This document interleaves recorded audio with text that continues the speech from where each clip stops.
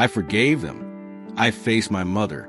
But what about the girl who stayed silent that night, me? Do I have the courage to look her in the eye and say, it wasn't your fault? Claire returned to her childhood home and found an old, worn notebook listing 7 names, including her own. Each episode, she confronts someone tied to the blurred memories and unnamed wounds of her 17th year.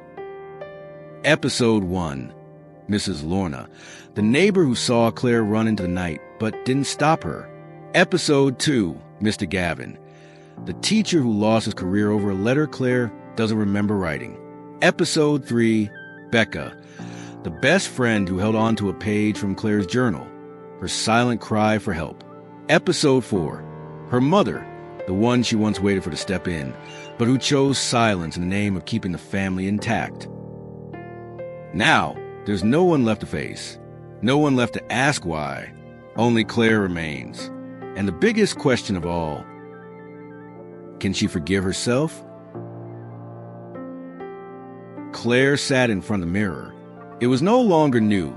The wooden frame had a small crack in the top left corner, and the glass was freckled with faded silver spots, as if time itself had soaked into the reflection. She stared at herself for a long time, so long that her own gaze began to feel unfamiliar. The woman in the mirror looked like her.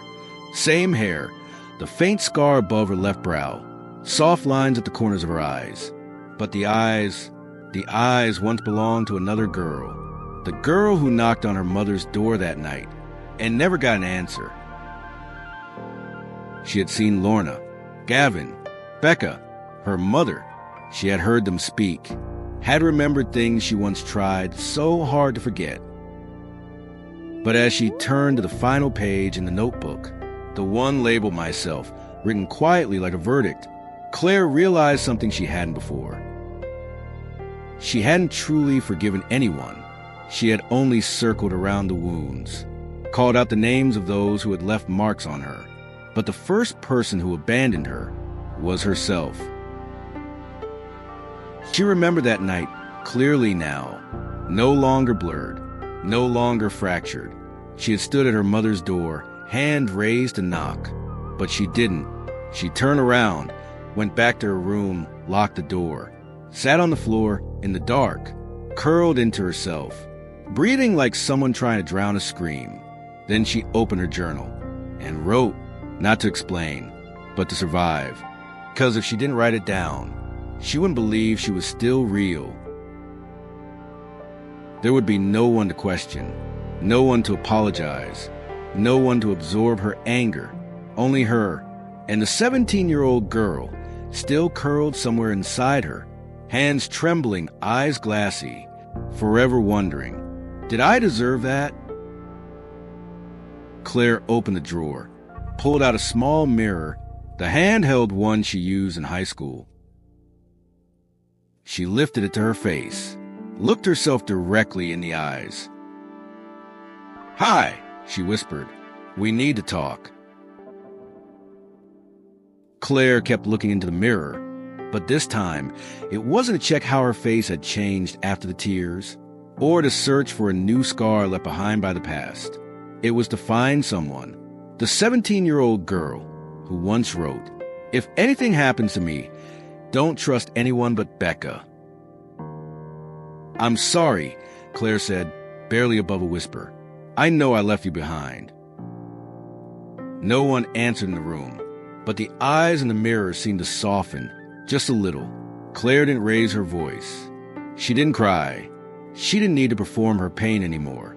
This time, every word was meant for her alone. No one else needed to understand. No one else needed to witness. "You did everything you could," Claire whispered. "You locked the door.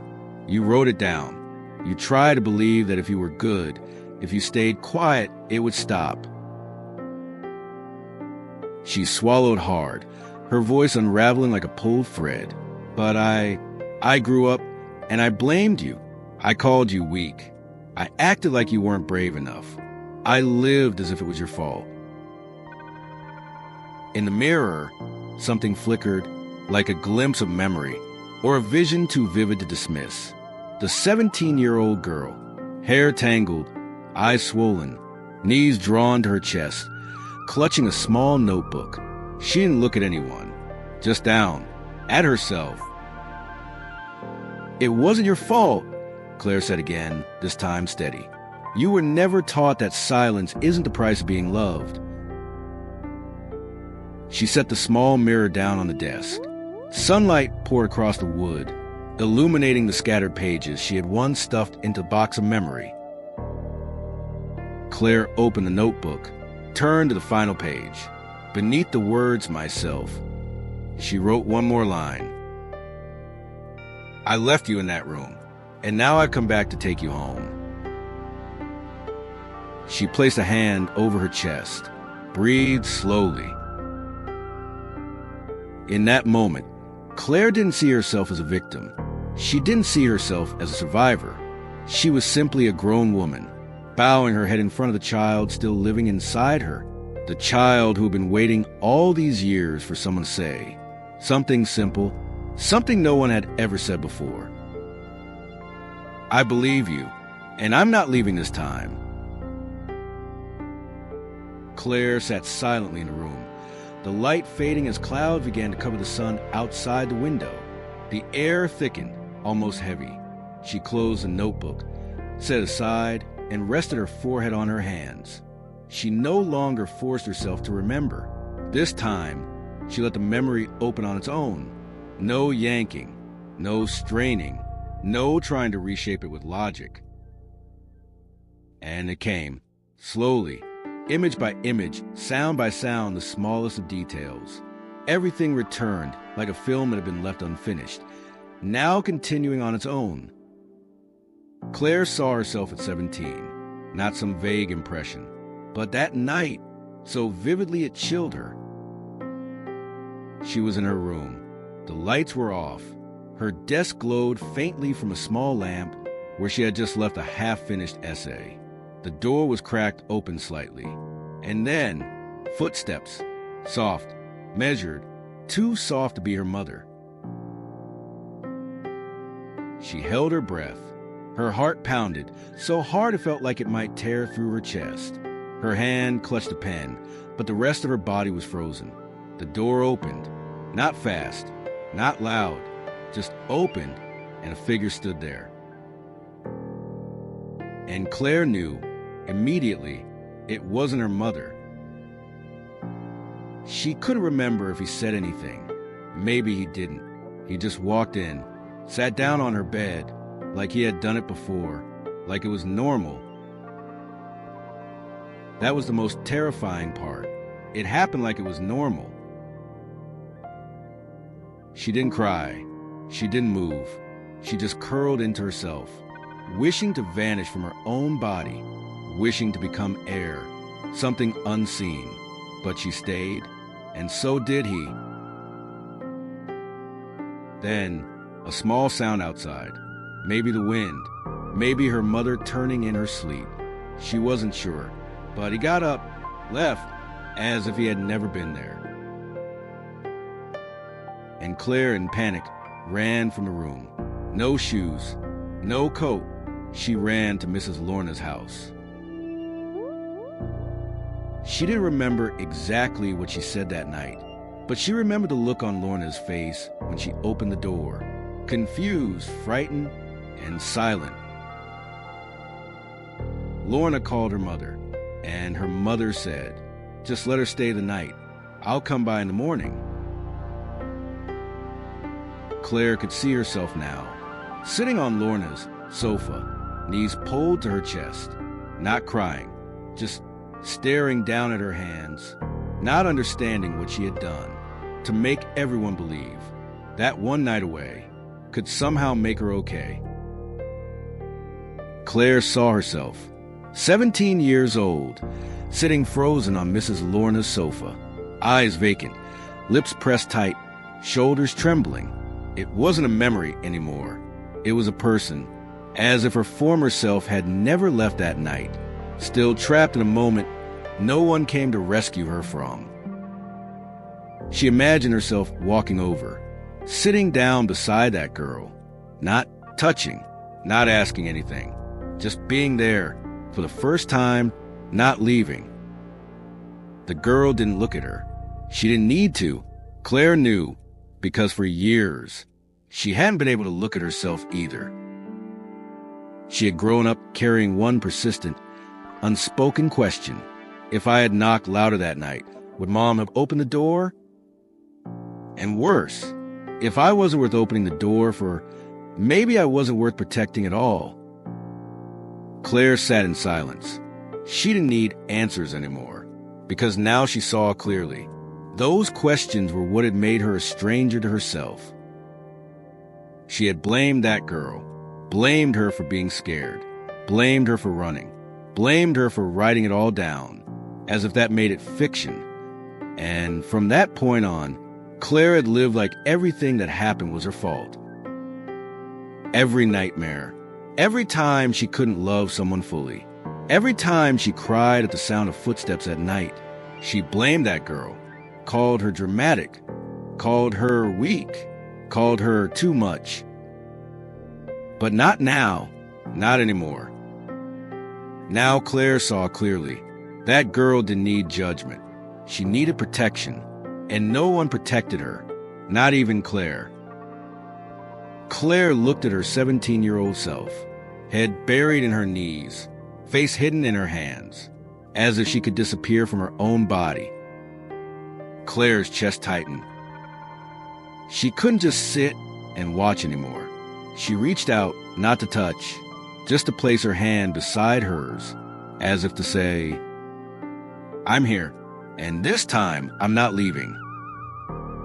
And then a question rose from within her, not from memory, but from a trust quietly returning.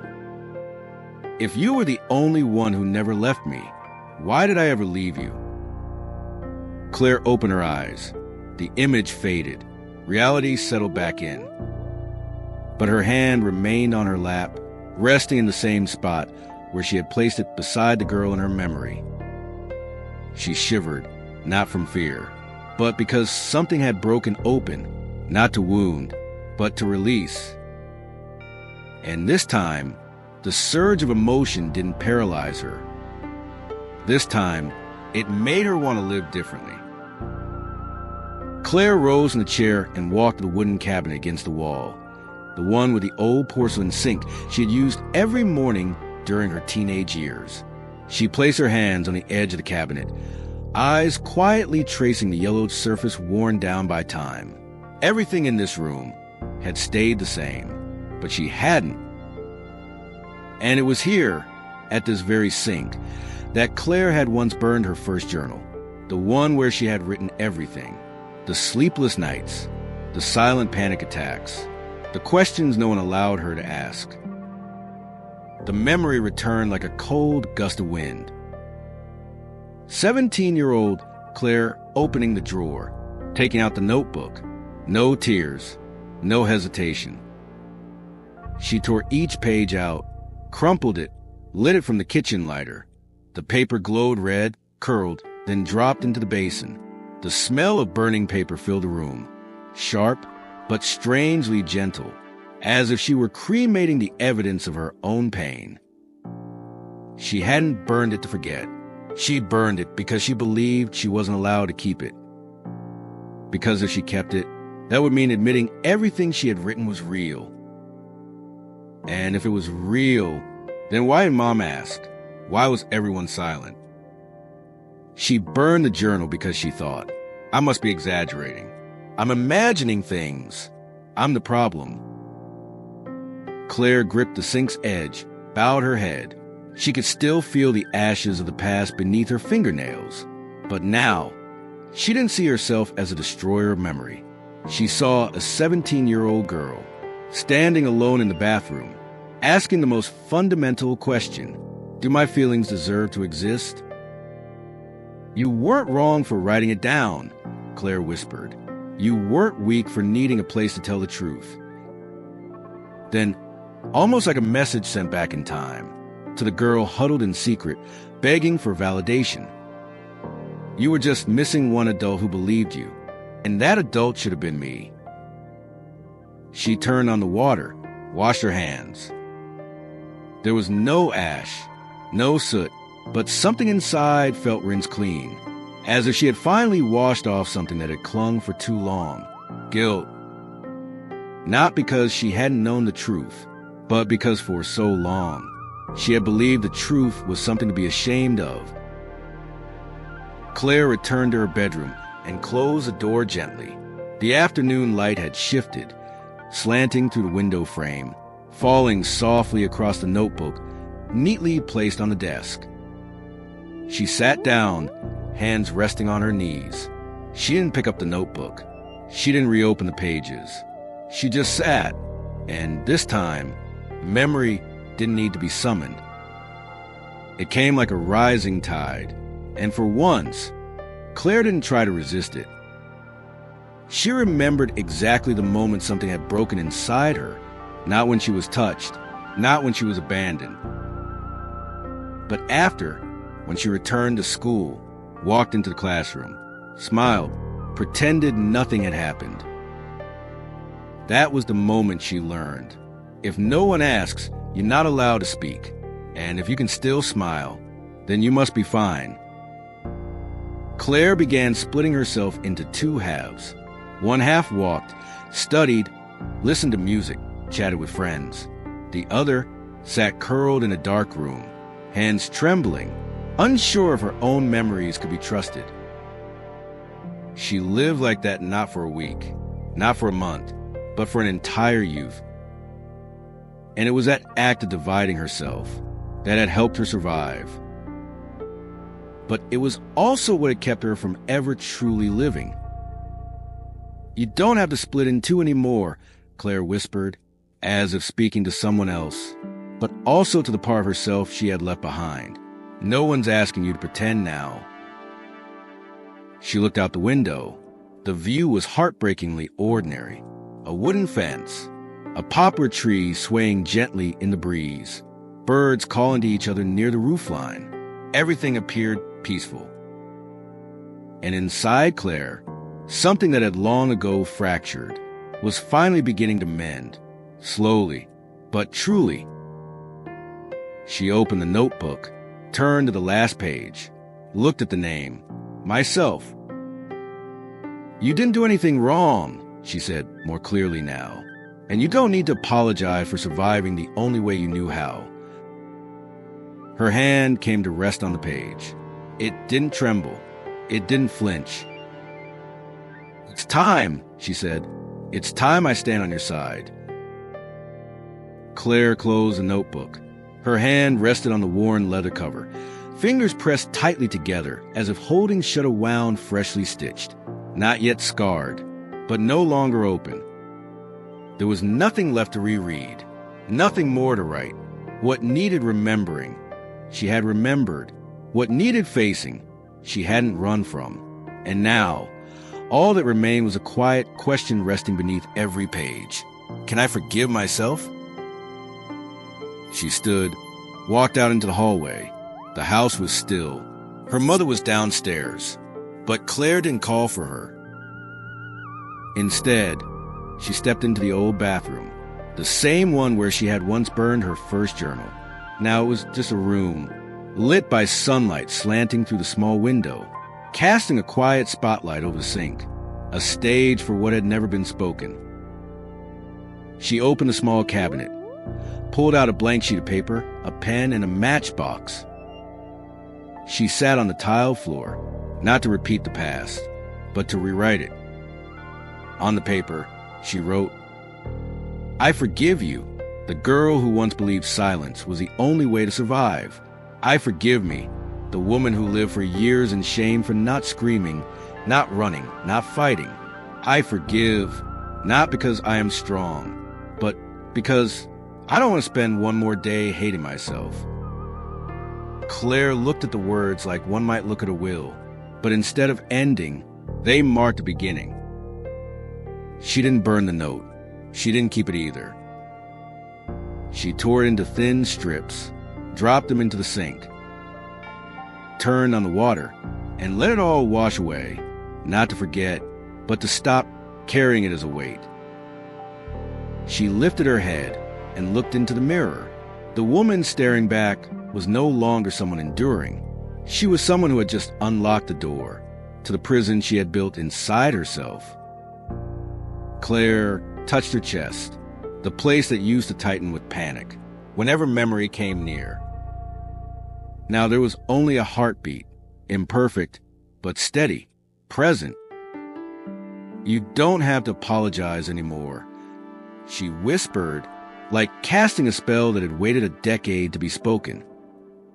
"Because I've heard you, and this time, I believe you." Late afternoon, the last light of day slipped through the cracks in the shutters, casting a soft, golden streak across the wooden floor. Claire stood in her room, one hand holding the notebook, the other gently stroking its spine, as if saying goodbye to something alive. But she wasn't sad, not relieved either, just still, a stillness that felt unfamiliar, but not threatening. She no longer felt like she was searching for something. She was simply coming home. She opened the notebook one last time, under the name Myself. The words that had made her tremble just that morning now rested quietly, like something already said. No need to cross it out. No red lines. No symbols of closure. Forgiveness, it turned out, didn't need to be proven. It just needed to come from somewhere real. Claire placed the notebook back into the wooden box. Gently, not to trap it, not to lock it away. She added one final slip of paper inside. "If you find this notebook, write your name first. And don't be afraid. The story isn't over yet." Then she closed the lid, set it on the shelf, not hidden, not displayed, just there, a silent witness, not of pain, but of survival. Claire opened the window. The evening breeze swept in, carrying the scent of late grass. Her mother appeared in the doorway. She didn't step inside. "Are you okay?" she asked, not out of habit, but because she truly wanted to know. Claire turned to her, smiled. "No, but I'm getting there." Her mother nodded, then quietly walked away. Claire turned back, folded a few things into her bag. She would leave the house tomorrow, not to run, but because, finally, she could go, without leaving a part of herself behind. That night, Claire sat at her desk and wrote a few lines, not in the old notebook, in a new one. The first sentence she wrote: "I don't need anyone to confirm that it happened. I just need to give myself permission to move forward." A dim desk light, a soft wind, and for the first time since opening that notebook, Claire fell asleep without fearing the night.